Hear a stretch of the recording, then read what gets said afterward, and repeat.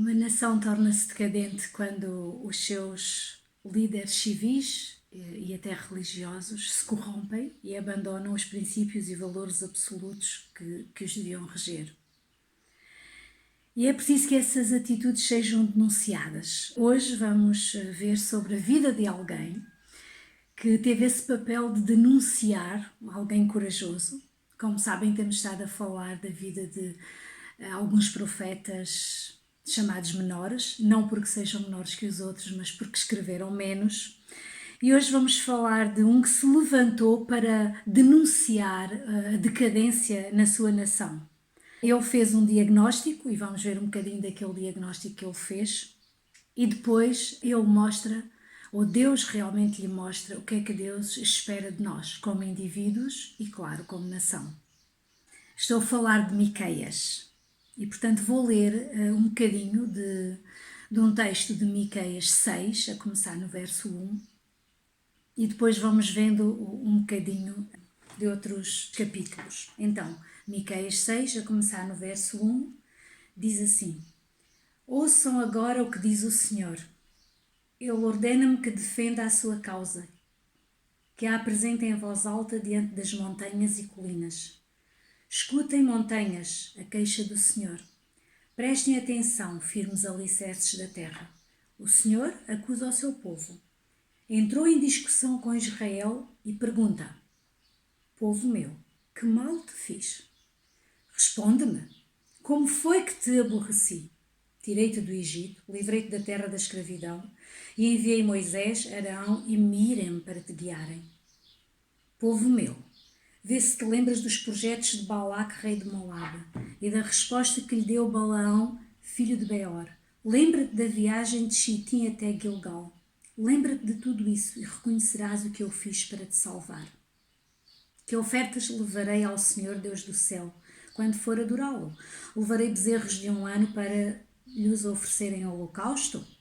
Gostará o Senhor que eu lhe ofereça milhares de carneiros ou de rios de azeite?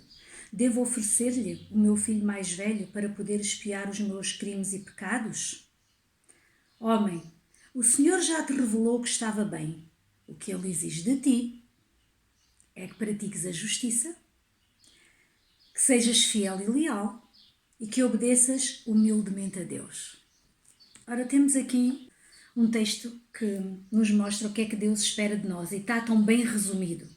Mas talvez para entendermos um bocadinho o que é que estava a acontecer, é bom perceber o contexto. Bem, Miqueias estava a viver num tempo, no mesmo tempo que viveu Isaías, era contemporâneo do profeta Isaías.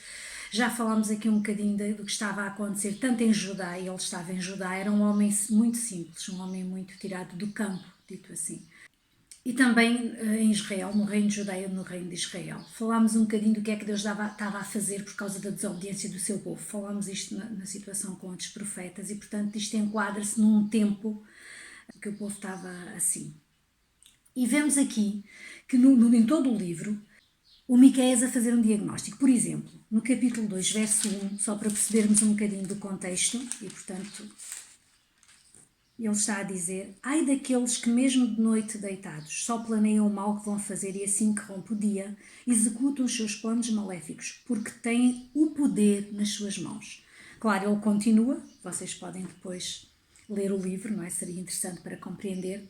Está a falar daqueles que têm o poder, os que têm o poder nas suas mãos e como é que eles o exercem. E no resto daquele capítulo e outros, que está a falar que o próprio Estado, aquilo que chamamos hoje, não é, do aparelho de Estado, envolvido em corrupção. Portanto, aqueles que estavam a governar envolvidos em corrupção e em suborno. Depois vemos no capítulo 3, no 2, verso 2a: No entanto, detestam o bem e apreciam o mal. Arrancam a pele ao meu povo e devoram-lhe a carne até aos ossos. Sim, comem o meu povo vivo, arrancam-lhe a pele e quebram-lhe os ossos. Tratam-no como se fosse carne para a panela. Está a usar uma expressão, uma figura de estilo, mas que é tão vivida para mostrar e para dizer que esta gente que estava a governar estava como que a fazer, a inversão de valores era tão grande que eles estavam como que a comer vivo, parecia como se fossem canibais, não é? Estavam a comer vivos o povo. Não se promovia o bem, não se promovia o bem. Aliás, no 3:1 podemos ver como é que eram aqueles líderes, porque ele diz: ouçam o que tenho a dizer-vos, ó governantes e chefes de Israel. O vosso dever é conhecer a justiça. No entanto, portanto, estamos a ver aqui a inversão. Eles deviam conhecer e praticar a justiça. Quer dizer que os valores da ética e da moralidade estavam a ser perseguidos. Havia aquilo que chamamos uma inversão de valores. Não era só que não se promovia o bem. Nós vemos é que não era só que não se promovia o bem, é que o mal era promovido. Que não é só deixar de fazer o bem, havia uma promoção do mal ativa, quer dizer, ativamente procurava-se o mal. Era uma conjuntura onde os poderes que estavam constituídos, seja o judicial e mesmo os governantes, não é? Em vez de usar as leis para fiscalizar, em vez de usar as leis para ajudar o povo, para cumprir, para fazer a justiça, para executá-la também, nós vemos que isso não estava a acontecer. E mesmo o Poder Judicial, no capítulo 3 e aqui no verso 11, nós vemos que os magistrados deixam-se subornar para darem sentenças injustas. Até o Poder Judicial, que devia zelar pela justiça, estava a ser subornado. Portanto, havia também corrupção, tráfico de influências neste Poder Judicial que devia zelar pela justiça do povo. Se era assim com o poder legislativo, se era assim com o poder judicial, tínhamos alguma esperança no poder religioso. Mas quando lemos como é que estava o poder religioso, capítulo 3, verso 5, por exemplo, o meu povo é enganado pelos profetas, prometem paz aos que lhes pagam, mas ameaçam com guerra os que não lhes dão nada. A corrupção chegou ao religioso, àquilo que devia ser a referência. E mesmo no 11b vemos os sacerdotes só ensinam por dinheiro e os profetas vendem as suas previsões. Os oráculos, em vez de ser de Deus, não eram. Os oráculos eram conforme quem dava mais dinheiro, eram por interesse, era por ganância. Vemos que havia um conluio de todos os poderes nesta situação. Se nós formos ao capítulo 7, vemos que quase não aparece essa palavra, mas capítulo 7, verso 3... São mestres na arte de fazer mal, os chefes exigem recompensa, os juízes deixam-se subornar, os homens influentes manifestam abertamente a sua cobiça. Todos eles corrompem a cidade. Então, o que é que estamos a ver aqui? É que este é um diagnóstico negro. Quer dizer, é terrível olhando para isto. O que é que estava a acontecer? Agora, quando estamos a pensar, para além destes, ainda há sempre, não é? Pensamos naquilo que, sei lá, que talvez podíamos chamar uma reserva moral. E a reserva moral, como nós sabemos e muitas vezes mencionamos, é a família. Como é que estariam as famílias? Mas se formos ver como é que estava essa parte também, capítulo 7, verso 6, porque o filho trata o pai com desprezo. A filha revolta-se contra a mãe. A nora contra a sogra. Os inimigos são os da própria família. Quer dizer, quando nós estamos a ver isto é um diagnóstico muito sombrio. Eu não sei o que é que estão a pensar sobre isso, mas quando eu estava a ler isto eu pensei, será que o profeta está a falar de Portugal? Poderia ser que ele estava a falar de Portugal. Vejam só. Ele está a fazer um diagnóstico de uma situação há 2600 anos atrás. Mas acho que isto não podia ser tão atual como é hoje. E diante disto, e como já eu disse noutras vezes, há uma ideia em alguns, e é quase generalizada, não é totalmente, mas é quase generalizada, e ouvimos às vezes as pessoas manifestar isso. Onde é que está Deus? Como se Deus não se importasse. Essa ideia que Deus não se importa. Alguns nem creem em Deus, mas alguns que dizem que creem, têm esta ideia que Deus está longe. E portanto que não se importa, que não está preocupado, que não interfere nesta situação dos homens. A palavra de Deus, a Bíblia, toda a Bíblia, sempre mostrou que sim. E aqui mais uma vez vemos que Deus não está passivo diante das situações que nós vivemos. Deus não só não está passivo, como Ele não é indiferente. E então, aquilo que lemos no capítulo 6, que está também até escrito de uma certa forma poética, está num sentido de poesia, e vemos com que Deus está a mostrar isto como se fosse uma audiência. Tem até, de certa forma, como se fosse uma linguagem de tribunal. Eu não sou da área jurídica, portanto não sei se eu disser algum disparate, não tomem em conta nesse aspecto. E, portanto, vemos aqui que Deus está a fazer isso como se convoca a nação para uma audiência, para um tribunal. e começa, neste capítulo que lemos, 6, a acusar o povo de se ter afastado de Deus. Então vemos as testemunhas, como de uma certa forma, vemos no versículo 1 e 2 a falar das montanhas, escutem montanhas. Primeiro é só dizer o Senhor escutem, e depois diz, escutem agora o que diz o Senhor, e ele vai pedir que alguém que defenda a sua causa, mas primeiro chama as testemunhas, são arruadas. As testemunhas são as montanhas, a natureza, dito assim, as montanhas e as colinas. E depois começa a fazer realmente perguntas. Verso 3. Povo meu, que mal é que eu te fiz? Responde-me, porque está a ser feita uma acusação realmente à nação.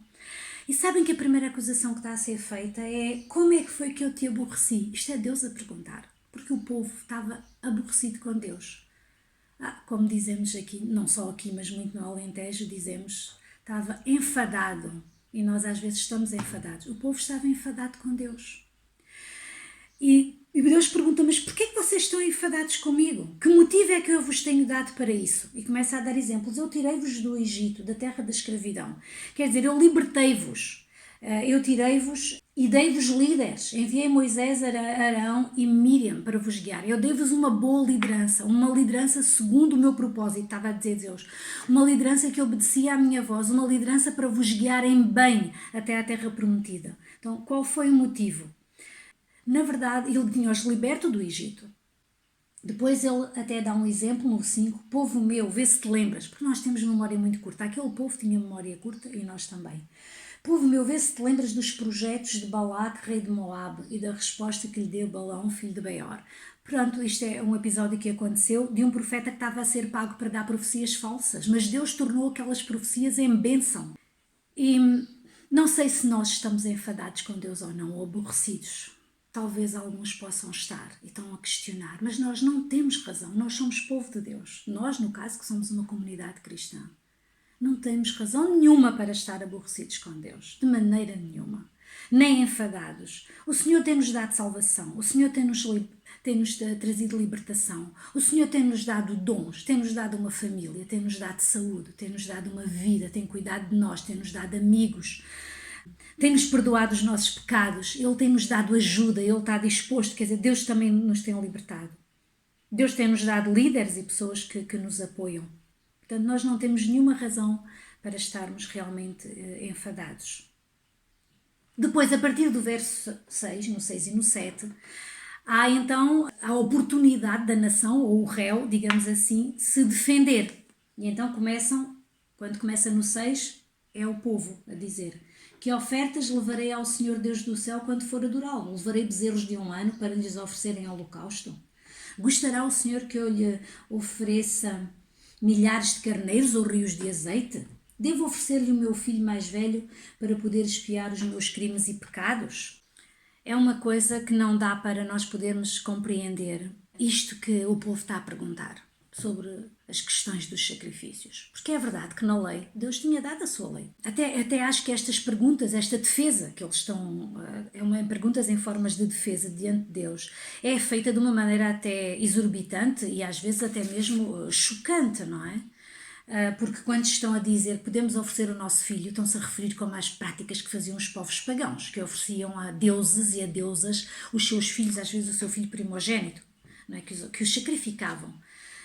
Estão também a falar, eu acho, de uma certa exorbitância, quer dizer, Deus tinha falado de sacrifícios, mas eles estão a falar nos milhares de carneiros ou nos rios de azeite, como se quisessem impressionar a Deus.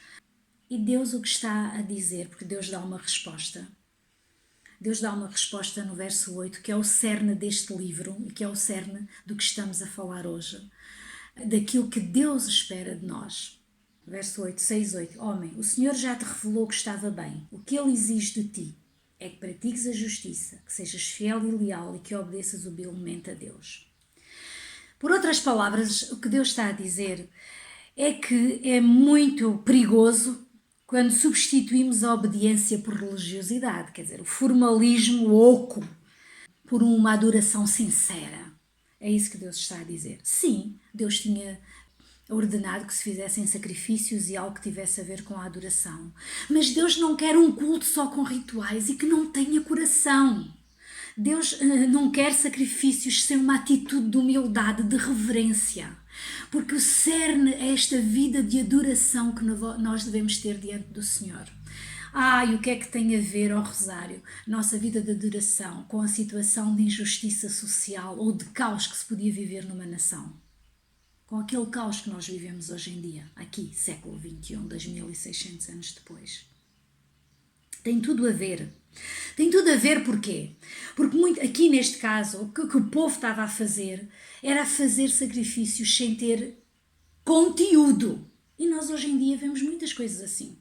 Os dinheiros que as pessoas podem dar, as promessas que as pessoas podem fazer, as velas que as pessoas podem pagar, algumas fazem-nas com boa intenção. Mas numa maneira, muitos fazem apenas rituais. E o coração não está lá. Só cumprem formalismos. Mas a adoração não está lá. Porquê? Porque quando nós adoramos a Deus, isto é feito de uma forma íntegra, é em reverência, é em humildade, é que haja uma transformação do nosso coração. Isto leva-me ao ponto de dizer o seguinte, que muitas vezes a resposta que nós damos, e há muitas pessoas que dão, são de fazer boas coisas, e há boas causas. E há respostas que são muito humanas. E sim, não são más, de certa forma. O humanismo é uma resposta e no humanismo existem coisas muito boas. Mas a questão com o humanismo é que ele não pode ser a solução verdadeira. É porque nós não podemos, e às vezes estamos a tentar fazer isso, mudar de fora para dentro. Não. A mudança é feita de dentro. É feita do nosso interior. É feita do nosso coração, daquilo que muda os nossos valores. E os nossos valores e a nossa ética está quando está mudado aquilo que queremos, o nosso interior. E a mudança vai de dentro para fora e não ao contrário. Então mesmo as coisas boas que se possam fazer, e são ideias humanistas, o problema não está nas ideias humanistas, o problema está no humano, está em nós. E esse é que é preciso ser resolvido.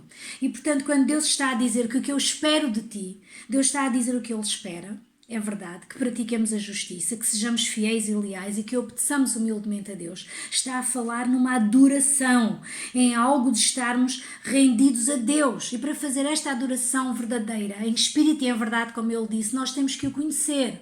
Nós temos que ter um coração transformado, uma vida transformada. Isso só se faz, como o Senhor Jesus disse a Nicodemos, nascendo de novo. Claro, não vamos entrar na barriga da nossa mãe. Vamos só dizer, Deus, realmente entra na minha vida e transforma-me. Aqueles valores que são os valores de Deus, põe no meu coração. Como Deus disse, Ele prometeu. Eu vos tirarei o coração de pedra e vos porei em vós um coração de carne que vai obedecer às minhas leis. Que vai obedecer com integridade, com ética, com os valores que são os valores de Deus. Os valores que Deus quis implementar desde o princípio, aquilo que Deus tinha planeado para nós, numa sociedade onde não haveria essa injustiça, nem haveria essa corrupção, nem o suborno, nem a exploração, nem onde os governantes, em vez de estar a favor do povo, usam os bens e o dinheiro para o seu benefício próprio, o explorando. E Deus importa-se com isso, mas isso só vai ser mudado se nós começarmos a mudar em cada um de nós. E quando nós mudamos de dentro para fora, quando nós deixamos Deus mudar-nos a partir de dentro, quando nós fazemos isso, quando nós formos mudados, a nossa família vai ser mudada. O nosso local de trabalho vai ser impactado. Eu sei que às vezes estamos à espera daquelas grandes mudanças e elas não acontecem logo, mas nós devemos provocar um impacto. Às vezes penso, ok Deus, a nossa vida é tão curta, ou a minha vida é tão curta, quando eu morrer, o que é que eu vou deixar? Os bens materiais que deixamos, Deus não é contra isso. Podemos realmente tê-los se os usarmos bem. Não é que se isso faça mal, mas nós vamos embora e eles vão ficar aqui. E se calhar às vezes os que ficam cá destroem-nos de um momento para o outro. Ou não. Mas o que é que provoca impacto? O que é duradouro? É aquilo que quando impactamos na vida das pessoas, na vida dos outros. E portanto, quando há esta mudança em nós, só há quando de verdade nós estamos a ser seres adoradores. E adorar não é só ir cantar, seja em casa ou seja numa igreja, de determinada maneira ou determinadas canções, é o dizer determinadas rezas ou ladainhas. Adorar é realmente sermos tão devotos a Deus, sermos devotos. Porque o que acontece é que Deus não quer, como ele estava a dizer, que as pessoas, que pratiques a justiça, que sejas fiel e leal. Deus está a falar de uma devoção, de uma piedade, que são coisas que já não falamos hoje em dia. Na língua portuguesa, piedade até tornou-se a ter um significado que não é aquele que é real. Deus está interessado que a nossa fé produza transformação no nosso caráter, na nossa conduta diária, dentro da nossa casa, do meu trabalho. Eu sei que já ouvimos falar disto e claro, porque já temos falado, mas isto é fundamental para nós entendermos o que é que Deus realmente quer de nós. Quer uma atitude correta, uma adoração verdadeira. Não é só para oferecer coisas. Ai, vamos-te oferecer milhares de carneiros, é isso que tu queres? E galões de azeite, que é para impressionar Deus? Aquilo até foi uma exorbitância. Deus não se deixa impressionar com isso. Deus é o dono de tudo, foi Ele que criou tudo. Se queremos impressionar a Deus, é ter um coração contrito. É adorá-lo em espírito e em verdade. É sermos defensores da justiça, é vivê-la. Não só para ser defensores temos que a viver. Ter aqueles valores, zelar pelos valores, pelos mesmos valores que Deus tem, da ética e da moralidade, daquilo que Deus deixou para nós seguirmos. É ter um coração obediente, dedicado. Independentemente se nós temos bens ou se os não temos, realmente Deus é dono de tudo, Ele não está preocupado com esses litros de azeite ou com esses carneiros. O que é que poderemos dar ao Senhor? E Ele estava a dizer o que é que nós poderemos dar. Na verdade, o que é que nós poderemos dar ao Senhor é nós próprios. Quando esta resposta diz o que é que o Senhor revelou que estava bem, o que é que Ele exige de ti, o que é que Ele exige de nós, é que nós pratiquemos a justiça, que sejamos fiéis e leais e que obedeçamos humildemente a Deus. Ele está a dizer que o que Ele quer de nós é nós próprios. É o nosso ser, é todo o nosso ser. É a nossa vida transformada, entregue nas mãos dele para Ele transformar. Há atitudes, claro, que são fundamentais e que devem acompanhar toda a verdadeira adoração. As características que Deus procura num povo e em indivíduos que o possam adorar. E nós devemos buscar intensamente, não é, essas atitudes em Deus. O que é que significa praticar justiça, Rosário? Nós devemos ser honestos, por exemplo. Nós devemos falar sempre a verdade. Ser puros. Aqui diz, ser pessoas fiéis, leais, que mesmo como a Bíblia diz, às vezes sofrendo dano, nós não voltamos atrás se nós tivermos dado a nossa palavra. E diz, quem sofre o dano? Às vezes até nos precipitamos a dar a palavra. Cumpre, sofre o dano. De uma parte da Escritura diz, olha, não faças votos, não te precipites a fazer votos, quando os fizeres, cumpres. Está a falar sobre empenhar a nossa palavra e ir até ao fim. Esta misericórdia de amar as pessoas, não é só as que merecem. São todas. Afinal, num certo sentido, ninguém merece. Nós fazemos isso porque Deus também é misericordioso para connosco. Temos que amar até aqueles que mais precisam de amor e buscar a vontade de Deus todos os dias, andar como Ele andou. Quando numa certa parte da Bíblia fala sobre Jesus, diz que Jesus de Nazaré andava por toda a parte, praticando o bem, fazendo o bem a todos. E sim, anunciando, dizendo que a salvação de Deus estava aí. Portanto, o que eu quero dizer é que nós devemos pensar bem o que Deus está a pedir de nós, como falei na semana passada e volto a dizer.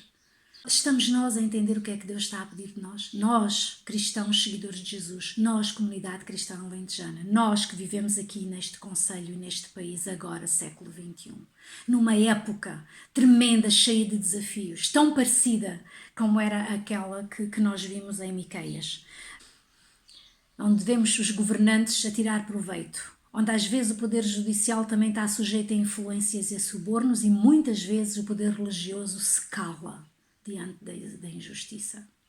E nós que somos filhos de Deus, eu acho que nos temos calado também muito. E nós não podemos estar calados diante dessa injustiça. Nós não devemos, não é isso que Deus espera de nós. Deus espera que a gente se levante. Sabem, quando um povo abandona a liderança de Deus, fica sozinho para defender a sua causa. Tem que lutar pelas suas próprias forças e isso acho que é trágico. E não queiramos isso. Eu acho que estamos numa nação que tem abandonado a Deus. Talvez estamos aqui no meio de um povo, não sei, que talvez também tenha abandonado a Deus, embora esteja a cumprir formalismos. Temos que avaliar, não sei se algum de nós não está contente com a injustiça. Mas, queridos, comecem cada um de nós e, na verdade, não é assim tão difícil. É só estarmos dispostos a ir a Deus e viver essa vida de adoração. E ser um adorador e ser um discípulo de Jesus não é só ficar quieto a cantar e a rezar e a orar. É muito mais do que isso. Um adorador de verdade. Adorar de verdade é um estilo de vida, é uma maneira de viver, é um estilo de conduta. E é isso que Deus está a esperar de nós. E é isso que o mundo está a esperar de nós. E é isso que a nossa família está a esperar de nós. E é isso que mora e está a esperar de nós.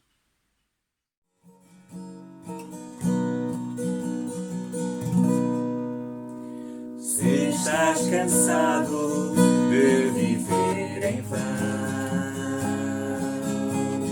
se estás cansado de viver sem paz, deixa essa vida que não satisfaz, e em Jesus terás perdão.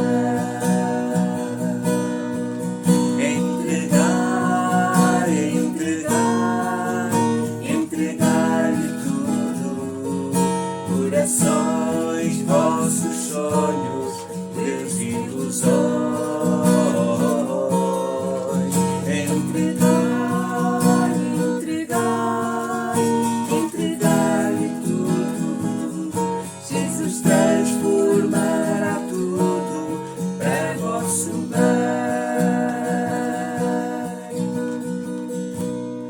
Vem já comigo, dá-me a tua mão.